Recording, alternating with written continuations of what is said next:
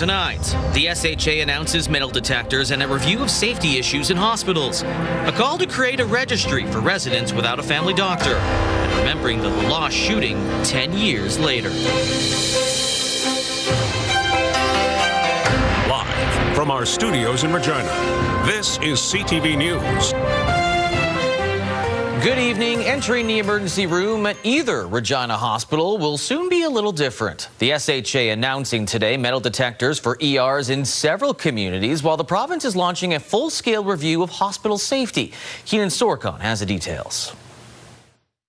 The province is responding to a number of violent incidents in Saskatchewan hospitals by putting metal detectors in more places and launching a full review of hospital safety and security. It's an opportunity to take a step back and say, let's look at the larger picture here. The third-party independent review comes at the request of the Saskatchewan Health Authority and will look at all current practices and give recommendations to improve safety at facilities across Saskatchewan. Our hospitals must be safe places for patients, families, and teams who provide care. One immediate change is metal detectors. Saskatoon emergency departments at St. Paul's Hospital, City Hospital, and Royal University Hospitals are in use, as are the emergency departments at Regina General and Pasqua Hospital. Metal detectors will be installed at Prince Albert's Victoria Hospital, Battleford's Union Hospital, and Regina's Urgent Care Centre next month. But the union representing hospital security says weapons and tools like these are recovered all the time, and there's still gaps. At RUH alone, there's an additional 14 other entrances. So how many other weapons are getting into these buildings and impacting safety? The SHA is hiring 51 more security personnel to run the metal detectors. SEIU West says pay for security guards tops out at less than $25 an hour, making retention a challenge. We have had security officers being told by possibly new security officers that are starting, I'm not going to put myself on the line for this amount of money. These changes come less than 2 weeks after 36-year-old Trevor Dubois died following an altercation with hospital security in Saskatoon, as well as numerous other incidents of weapons and violence elsewhere. There's no need for these weapons to be in our healthcare facilities. Absolutely not. Cockrell says there's no timeline for how long this comprehensive review will take, understanding there's plenty of urgency from hospital staff and patients about safety concerns. Keenan Sorakhan, CTV News, Saskatoon. Now, the Saskatchewan Health Authority says it has met with the family of Trevor Dubois, who died at Royal University Hospital in Saskatoon after a physical altercation with security. When we met with them, it was really our opportunity to just say, how badly we feel for the loss, and our commitment to ensure that we learn from the situation. The 36-year-old Dubois was undergoing chemo treatment for a brain tumor early this month. Security was called to his room where police say a fake gun, meth, and drug supplies were found. His family says the fake gun was a cigarette lighter and have been calling for answers about what happened. Andrew Will says the SHA is committed to keeping Dubois' family and the public informed about what happened once the police and coroner's office investigations are complete, along with an internal review by the SHA. The security guard involved in the incident has been suspended pending the outcome of the investigations. Now, finding a family doctor is becoming a near impossible task for some Saskatchewan residents. Now those representing physicians are looking to create a registry to keep track of everyone that's looking for a doctor. Mick Fagel tells us more. 1 in 4 people in Saskatchewan are without a family doctor, according to a 2025 survey done by Angus Reid Institute. Now the Saskatchewan College of Family Physicians is petitioning the province to create a registry for residents who are without a doctor. With the public forming their own methods of finding available doctors, the college says a registry is needed now. People have lists of offices that they call weekly, monthly. There are Facebook groups that have developed to kind of like, oh, I've heard that this office is accepting a new physician and might have some new spots. And people are just so desperate. 2 months ago, the survey determined there are 300,000 Saskatchewan residents without a family doctor, which is above the national average. McGonigal says having a registry could save time and relieve some pressure for those searching for a physician on their own. And also quite taxing for the physician offices. They're admin staff have definitely noted over the past, especially 5 years, the calls are just through the roof that they have to field on a daily basis. The government of Saskatchewan says it's committed to ensuring everyone in the province has access to primary health care by the end of 2028. Minister of Health Jeremy Cockrell says there have been positive steps made in the past year. There has been some work done on, both registries of providers and then thinking about how we can accurately determine attachment numbers and ensure that we're moving in a positive way to more patients being attached to primary care. There are 2 petitions online right now, one for physicians and one for the public, which will eventually go to the Minister of Health. We really do want to work with the government and the ministry and the SHA in making sure that a registry like this is developed in the best way possible. The Saskatchewan Health Authority used to list clinics taking on new patients on its website, but it was taken down as it was too challenging to update. Mick Favel, CTV News, Regina. One man has been charged in relation to Regina's first homicide of the year. In the early morning hours on January 19th, officers discovered a body in a vehicle shortly after police tried to carry out a traffic stop. The aerial support unit led police to the vehicle, but the occupants got away. 26-year-old Kobe Samuel Fiddler has been charged with indignity to a dead body and flight from a peace officer. He made his first court appearance on these charges January the 20th. Well, today marks 10 years since the deadly school shooting in the northern Saskatchewan community of La Loche. A day of remembrance was held today as the community continues to heal from a tragedy that has forever changed it. Carla Shinkaruk has more. The northern community came together for a somber anniversary. 10 years later, the pain of the La Loche school shooting still lingers, especially for families who continue to live with the loss. I can still recall that day very vividly, and I think about it quite often. Where I was, getting the phone call. Jeffrey Klein's mother was among those injured in the 2016 shooting. She survived but suffered serious injuries. His father was the vice principal at the La Loche school during the shooting. Both parents died about 3 years ago. The last couple of years since mom and dad have been gone, it's for sure been tougher. And now that life's kind of slowed down, we start to think of it more and more. Community members gathered Thursday at the Roman Catholic Church in La Loche for a 10-year day of remembrance, honoring the victims and supporting one another. The event was hosted by the Dene High School and School Division. The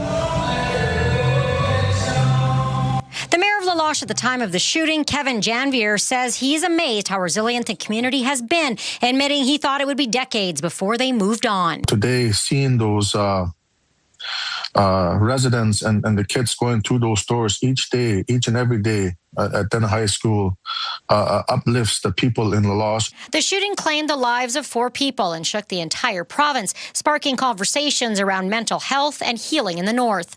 It's a time to reflect on what was the tragic loss of 4 individuals, not just from La Loche, but from our province and 4 Canadians. Klein is a teacher today and hopes one of the things that comes out of this tragedy is better support for those involved in these types of events, like compassion training for victims and families, so others don't have to suffer through the aftermath like his family. Carla Shinkaruk, CTV News, Saskatoon.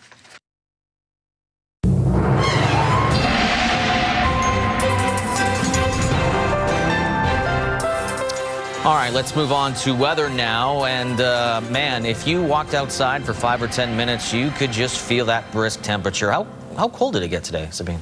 Well, we're still watching that temperature because as we head into this evening, we're probably going to see it drop more. But wind chill right now, we're sitting at about -44. So very chilly day in much of Saskatchewan. You can see behind me on our watches and warnings.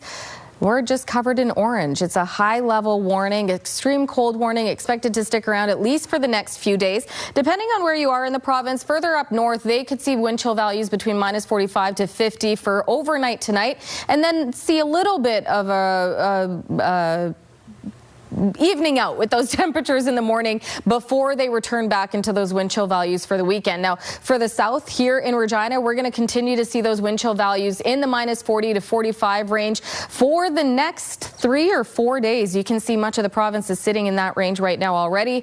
I'll have all the details in your full forecast. Lee? All right, thanks, Sabine. Regina's warming centers operating right now at full capacity as the homeless seek shelter from this extreme cold. There were 2 locations in the city, but now funding has been announced for a 3rd warming center that will operate until spring. Wayne Mantica has the latest. People are coming in from the cold at Regina's latest 24-hour warming center located on 11th Avenue. Incredibly hopeful. Like 3 or 4 years ago, there weren't really like warm-up spaces. Like Camp Hope was the thing. It's not easy here, and go to the casino quite a bit, and it's cold. Yeah. The city had been funding a warming center at Carmichael Outreach in the Heritage neighborhood and one in North Central, operated by All Nations Hope. Now the Friendship Center will join them. We were hearing from our clients that they were still staying the night out in the cold or not having anywhere to go after we closed our doors. And so we noticed that there was a trend of people needing space after hours after 4:30. The city will distribute $1.1 million received from the province among the 3 organizations. I mean, this is extreme weather. This is a life or death situation, frankly, for people who are outside right now. And so for us to be able to open up additional spaces in different locations is incredibly important to keep our residents safe. All 3 warming centers will be open around the clock, with meals provided and assistance available from support workers. I get along with the majority of people that come in to use this place as a warm-up shelter, as a drop-in, as a place to eat, as a place to just be warm. Warming center funding is for the cold winter months, and doors will close in the spring when the money runs out. However, some organizations believe there is need beyond that, and hope funding will eventually be extended year-around. Wayne Mantica, CTV News, Regina. Well, as the cost for Saskatchewan municipalities to maintain services and infrastructure continues to skyrocket, cities are looking for new ways to increase revenue. But as Donovan Mace tells us, they are facing challenges due to provincial rules. One Regina City Councillor is calling current municipal tax collection options outdated. Property taxes alone are fully inefficient and actually quite a regressive and unfair tool for both residents and businesses. Bound by provincial legislation, Saskatchewan municipalities' primary source of revenue is property taxes. Now, cities may also charge service fees and access other government grants, as well as receive money through Saskatchewan's municipal revenue sharing program. What we're finding with the pressures and the responsibilities now, that is no longer adequate with some of the changes that have happened to sustain our municipalities. Regina is now joining the advocacy efforts, passing a resolution with the aim of enhancing municipal revenue tools and fiscal fairness, including potential new or improved taxation alternatives, reinstating provincial grants or surcharges, and asking to be exempt from PST on construction projects. If we don't pay PST on construction, we have more money that we can invest in other projects to make up that deficit faster. Saskatoon is having similar discussions in search of ways to fund tourism initiatives through a potential accommodation tax. Saskatchewan should follow the model of other provinces and either have a provincial tax or enable municipalities to levy that surcharge. In 2025 and 2026, the government of Saskatchewan will distribute more than $361 million across the province through municipal revenue sharing, with the province saying the commitment aligns with its promise to develop a long-term revenue sharing plan with the municipal sector linked to the performance of the province's economy. We really appreciate the revenue sharing that we receive from the province, but it's not sustainable. Regina Council's resolution will now be taken to SUMA's board for review before possibly being put to members at its meeting in April. Donovan May, CTV News, Regina. After the break, what concessions on Greenland did NATO discuss with President Trump? And a call for Ottawa to help Marineland in Ontario move their animals to other parks.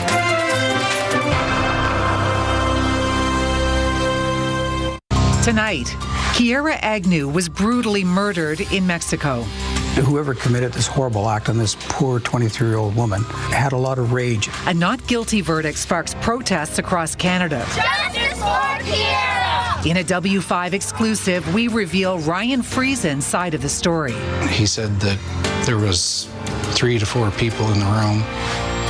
Tonight on CTV News and ctvnews.ca.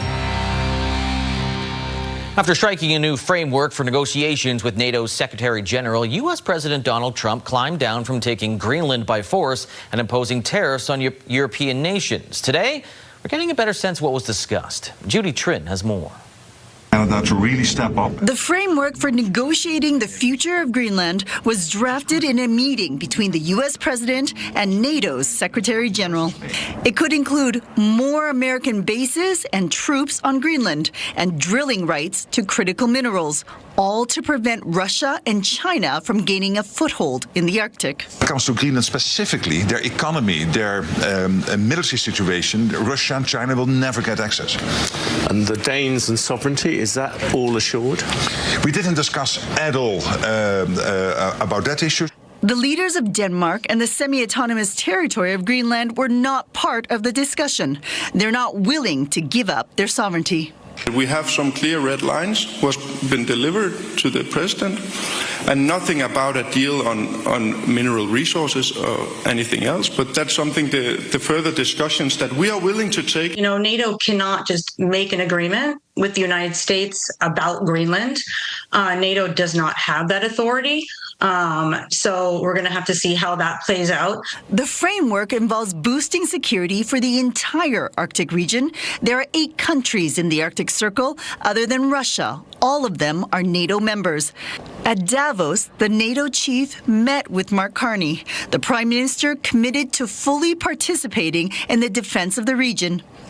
In a readout, Carney emphasized Canada's plan to quadruple defense spending over the next decade with investments in the Arctic, such as over-the-horizon radar, year-round presence on land, sea, and air, and new critical infrastructure. Canada currently has about 300 full-time soldiers and 1,700 Canadian Rangers protecting the Arctic, along with 4 military bases. To quadruple defense spending in a decade will require spending about $150 billion annually. Judy Trin, CTV News, Ottawa. At the World Economic Forum, Ukraine's president called out Europe during an address to world leaders following a meeting with Donald Trump. Just last year, here in Davos, I ended my speech with the words, "Europe needs to know how to defend itself." A year has passed, and nothing has changed.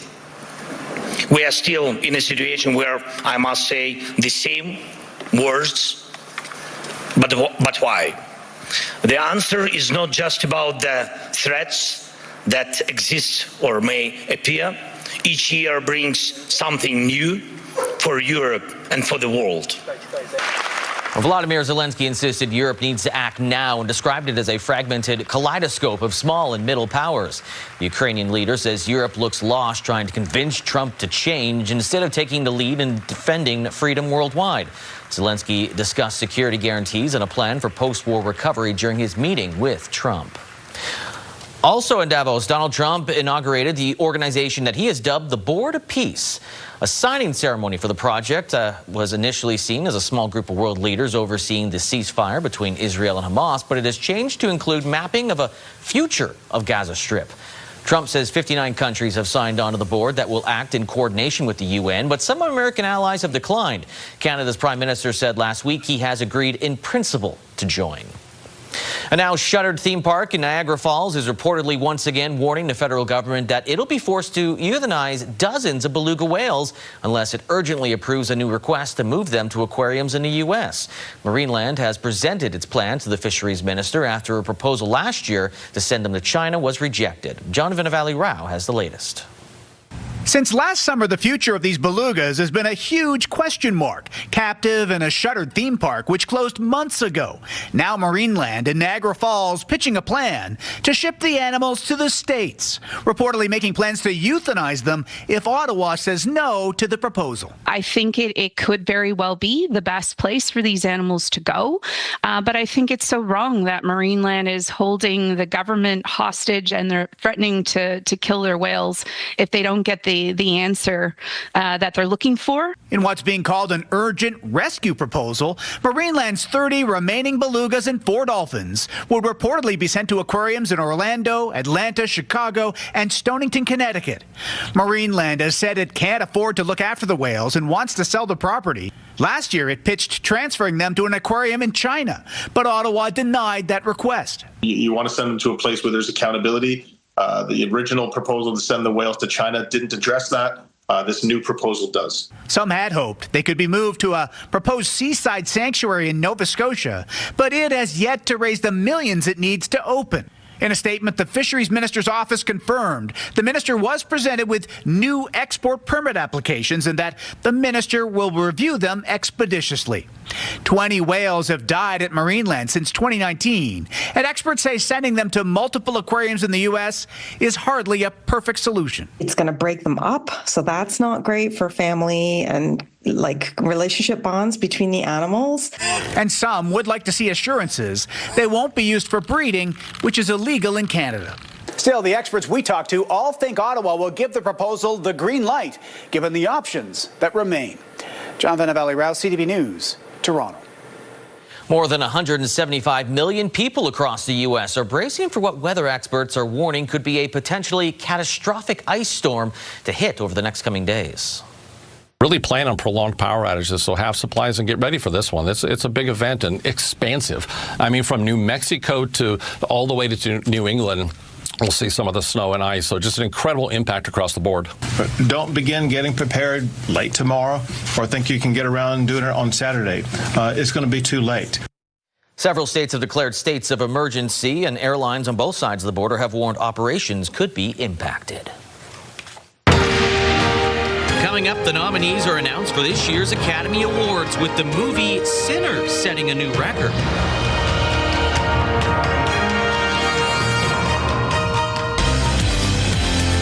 Undefeated on the hard court. Friday on Your Morning, we're finding out what's behind the success of the U of S Huskies women's basketball team.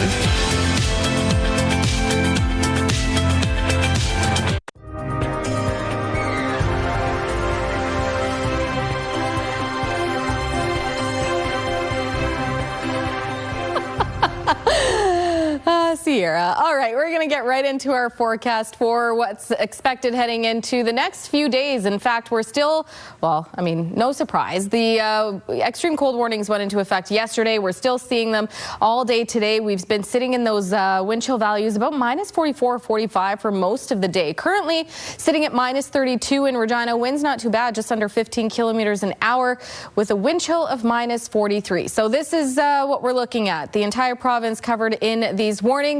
As of right now, Central Southern Saskatchewan will continue to see these warnings issued for the next few days. The northern part of the province could possibly see these lift heading into tomorrow, only to see them return as we head into the weekend. We're going to see some extreme wind chill values for tonight and the overnight in the north, and then tomorrow we'll see the temperatures start to level out a little bit before we see them drop back down into the freezing, frigid temperatures that we have been experiencing all day today. In terms of active weather, not much to show you. Even the wind speed's not looking too bad for much of Saskatchewan, and we're expecting to see mainly clear, if not completely sunny conditions for the next few days. So this is heading into tomorrow morning, starting your day with mainly clear conditions. Southwest seeing some light cloud cover, but that'll clear out as well as we continue into your Friday. And again, we'll just continue to see a little bit of that cloud cover rolling through, but much of the province will continue to see mainly sunny conditions. And then as we head into Monday, I don't have that on my map here, but by Monday we will see a little bit more cloud cover rolling through, and that's because this high pressure system is expected to clear out, bringing us another low pressure system, which will also help drop those temperatures. Tonight, you can see far north Laloche, minus 38, expecting those wind chills getting into the minus 50 range. And then tomorrow, we'll see those temperatures again well below what the daytime high usually is, which is ranging anywhere between minus 10 to minus 13 degrees. So very cold temperatures expected. On top of this, probably another 10 degrees would be the wind chill value that we're sitting at as we head into tomorrow. Minus 31 for Saskatoon, mainly sunny. Minus 29 for North Battleford and Yorkton. The southwest, a little warmer, I guess you could say. Maple Creek, minus 18 with a mix of sun and cloud. Minus 23 for Swift Current. Moose Jaw, mix of sun and cloud. Minus 26 in the southeast. The same deal as the rest. -27 for Weyburn and Estevan, and Assiniboia -25, mainly sunny for Regina tonight. -37 is the expected low. Clear conditions across the city. The wind chill tonight we could see drop to about -46, 47. It's not until we get into the overnight, so after midnight, which essentially becomes tomorrow's low, but that's a whole other story. But after midnight, we'll see those temperatures drop even more, and that's where we'll start to see those wind chill values getting into closer to the -50 range. So if you're an early bird, if you're up around 5, 6 a.m. tomorrow, expect to see those wind chill values getting into about -49, -50. So we're not going to lecture here, but maybe make sure you are plugging in your vehicle tonight. Heading into tomorrow, expecting -29 as your daytime high. Nothing but sunshine there. But again, wind chill values remaining in the mid-40s. Saturday, -28 in sunshine. And by Sunday, -21 in sunshine there. And that's where you see on Monday, we'll start to see this high pressure system clearing out. Temperatures getting closer to the seasonal range. Not quite there, but still closer. -15 with a mix of sun and cloud. Expecting the winds to pick back up. And then by Tuesday, -17, -16 and mainly sunny on Wednesday. By Thursday, -19 and mainly sunny. And after this week passes, after the end of January to start February, it does look like we will see those temperatures actually climb above seasonal, well above seasonal, so have a warm start to February. But end of January is looking quite cold. You know, I'm not really a hot temperature guy, but looking at those temperatures, I mean, throw me in a desert. I'd rather have that. I'll do anything. I'll sit by the camels, whatever. Just you can sit by the camels. Get me to the warm areas, yeah. That's right, Lee. That's all I got. Okay. Bye. Well, get your ballots ready. The nominees have been announced for this year's Academy Awards. The vampire epic Sinners broke an Oscar record with 60 nominations, while there are several nominees with Canadian ties. Andrea Case has more.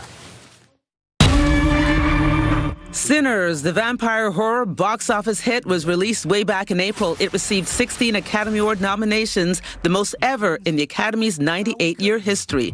Nominations include 3 for Ryan Coogler, Best Director, Best Picture, and Best Screenplay. On the film's acting side, a Best Acting nod to Michael B. Jordan, Best Supporting Actor for Delroy Lindo, and Best Supporting Actress Wunmi Masaku. If there's a film which can give Sinners a run for its money, that film is one battle after another. It garnered 13 nominations, including Best Director and Best Film for Paul Thomas Anderson. He's been nominated 11 times and never won one yet. His cast, including Leonardo DiCaprio, Benicio del Toro, Sean Penn, and Tiana Taylor, were all nominees, but no nomination for Chase Infinity. Locally, made in Toronto, Frankenstein received numerous nominations, including Jacob Elordi, who played the monster, and Toronto producer J. Miles Dale in the Best Film category. And the wild ride continues for Toronto's Maggie Kang, whose K-pop Demon Hunters was nominated in the Best Animated Film category, and Golden was nominated for Best Original Song.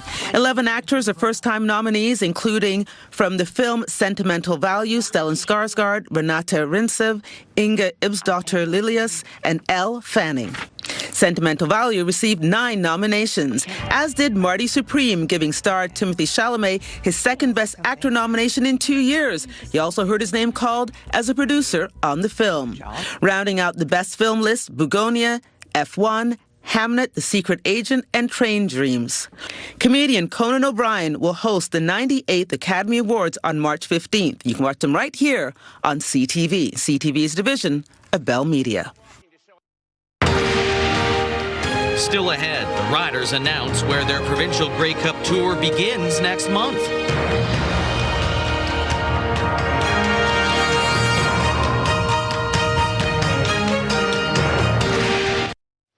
Well, players, coaches, and staff of the Riders have had their day with the Grey Cup. Now it's time for fans across the province to have their turn.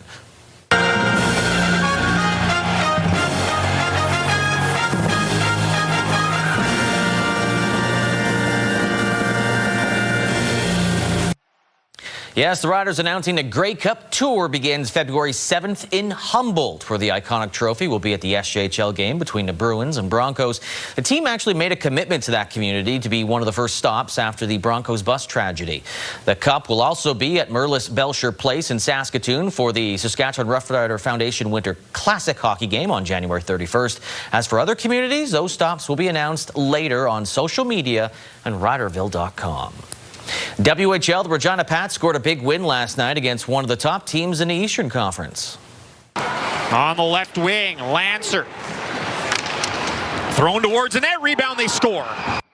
Matt Peranich scored the winner in the third period as the Pats beat the Edmonton Oil Kings 4-3. Goaltender Taylor Tabashniak made a WHL career-high 39 saves in the victory. Pats had 3 of possible 4 points so far on this Alberta road trip. They'll be in Lethbridge tomorrow. Well, considered the pinnacle of bowling, a perfect game does not happen often. But over the weekend, a Saskatchewan teenager joined that elite club.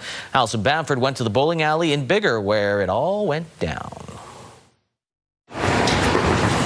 Throw after throw. Tanner Pollock spends hours on these lanes. Almost every day. The 14-year-old picked up the sport about a year ago, and in the fall, he set his sights on bowling the perfect game. 12 consecutive strikes totaling 450 points, a rare feat many go their whole lives without reaching. It's happened before where I've gone all the way to 11 strikes down to the last throw, but usually I missed it. But on Sunday, during his 22nd game of the day, Tanner struck perfection by himself on the middle lanes, listening to Queen play through the sound system. When there's a lot more people and stuff, it's harder to bowl. Just one other person was around, Melissa Raschke, the owner of Biggar Bowl, catching the big moment on camera. I've never been around a perfect game. It's amazing that Tanner was able to do this and that I got to witness it. The Canadian 5-Pin Bowlers Association sanctioned just 13 perfect games in the 2024-25 season. Now, Tanner's game won't count under those guidelines because he didn't score it during league play. But that doesn't make it any less impressive. Butterflies in the stomach, kind of seeing that thrill and that joy for him was really incredible. Along with pride, Tanner received $1,000 from the bowling alley for throwing a perfect game. He'll put that towards new bowling balls, shoes, and a bag to help chase his next goal. I'd like to do good in like a provincials tournament. Something he hopes to strike off his list this year. Alison Bamford, CTV News, Biggar, Saskatchewan. Still ahead, what some U.S. resorts are offering to bring back more Canadian tourists.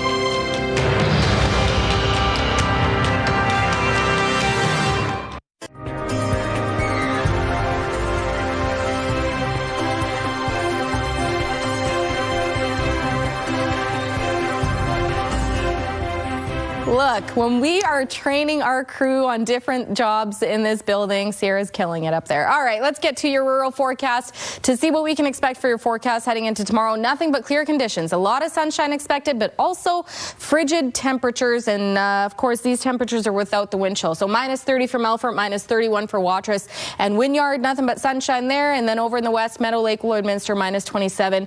Kindersley, mainly sunny, minus 24. Spiritwood, Outlook, minus 28. And Hudson Bay, minus 27. All expecting to see mainly sunny, if not completely sunny conditions. Down closer to the southern border, a little warmer in some parts. Minus 18 for Maple Creek, minus 24 for Rockglen and for Leader. Over in the east, minus 30 for Kenora, minus 28 for Broadview, Carlisle, and Lumsden and Pilot Butte, sunshine and minus 29. Taking a closer look at Leader, where internet speeds up to 1 gig are available through SaskTel. Tomorrow, main mix of sun and cloud. Minus 24 is the expected daytime high, with a wind chill of minus 34. And then into the night, we'll see those temperatures drop to about minus 31 with a wind chill of minus 40.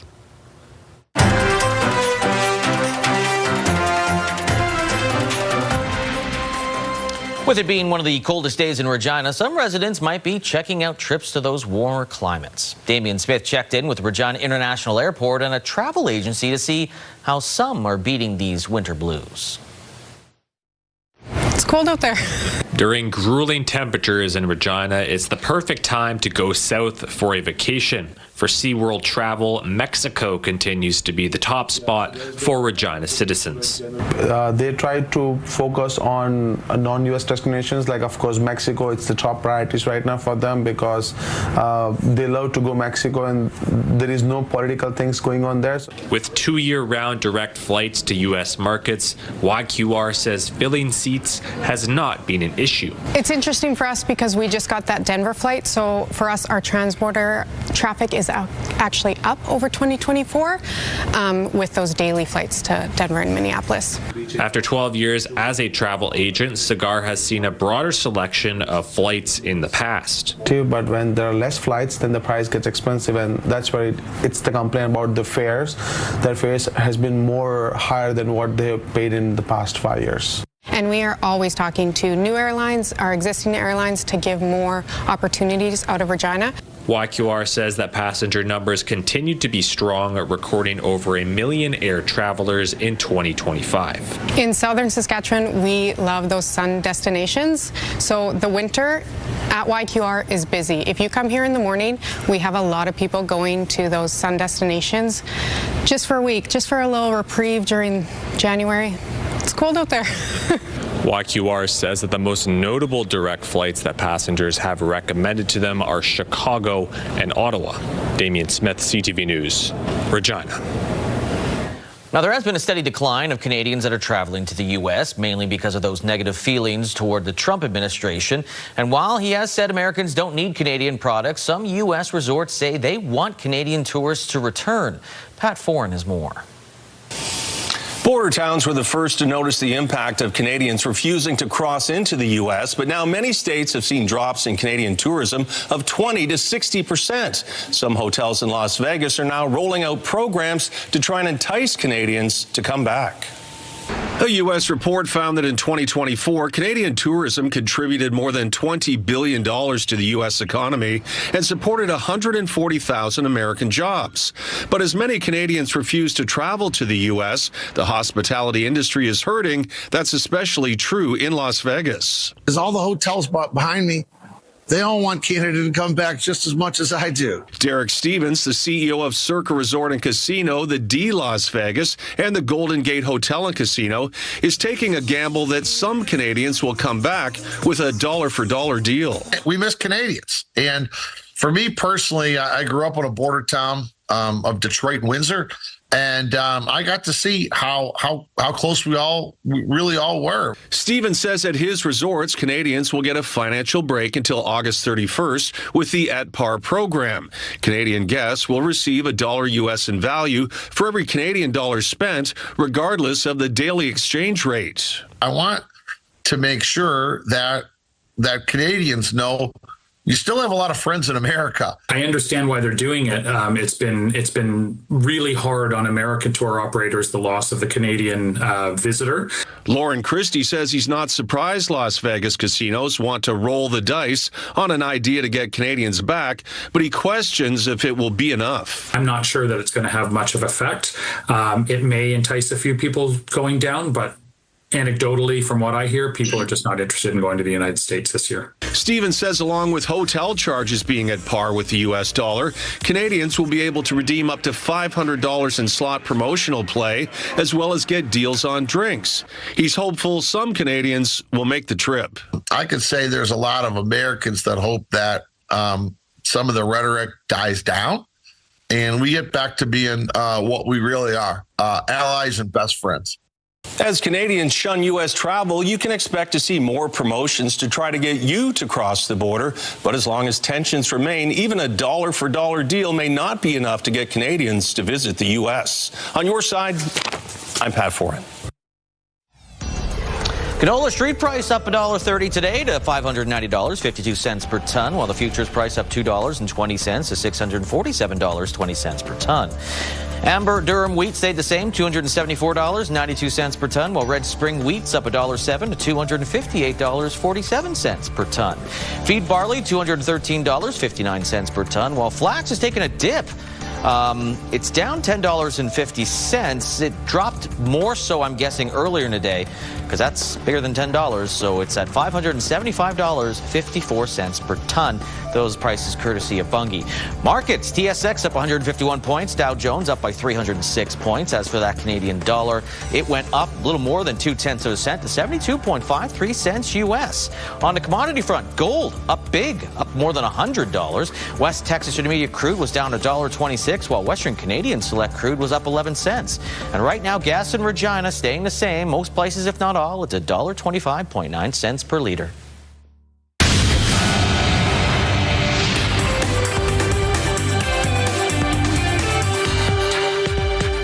Don't panic. TikTok will keep entertaining Canadians, at least for now. A judge has shelved the order that demanded the social media company wind down its Canadian operation. There were security concerns about the parent company's links to the Chinese government.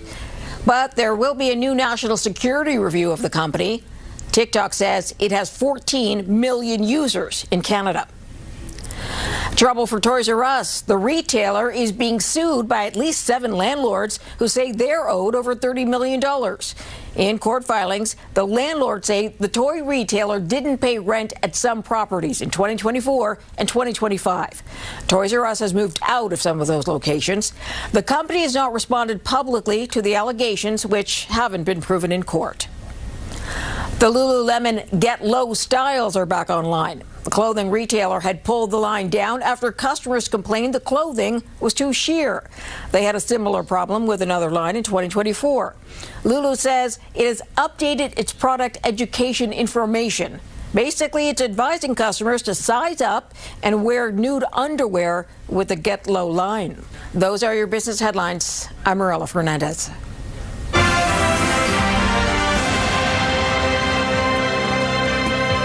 All right, time to toe the company line with the lineup after our newscast. Hell's Kitchen at 7, 911 Nashville at 8 o'clock. Then you've got Grey's Anatomy, Georgia Mandy's First Marriage, and E-Talk. And then, of course, we've got national news at 11, local news 11:30. CTV's annual Bundle of Joy Christmas charity campaign had a pretty good year again last year. Yeah, a giant check for more than $5,000 was presented to Carmichael Outreach this morning at Suds Full Service Car Wash, a major sponsor. The cash is in addition to the thousands of diapers and baby wipes that were also donated. The program helps vulnerable families with young children, relying on the generosity of Regina citizens and businesses. That's awesome. We were happy to be involved, and I mean, it's important to give back to the community, and it was, it was the help of our customers too, that fully supported the program. So, big shout out to all of our customers that donated diapers and wipes and cash to come up with that donation. Having a new baby is a huge financial burden on a lot of families. So, yes, we definitely help a lot of families as well in that. So the need is definitely great, and with just the cost of living nowadays and trying to keep a roof over your head and keep groceries that are healthy. A shout out to Regina Peeps for showing up and showing out. Drop-off kiosks were set up at Suds Car Wash during the Christmas season to collect the diapers and the wipes. I see JC was there along with Chase from Pure Country. I guess our invites fell through. We were holding the fort down here. I don't know if we're doing that. All right, well, move over, Air Bud. There's a new basketball star on 4 legs.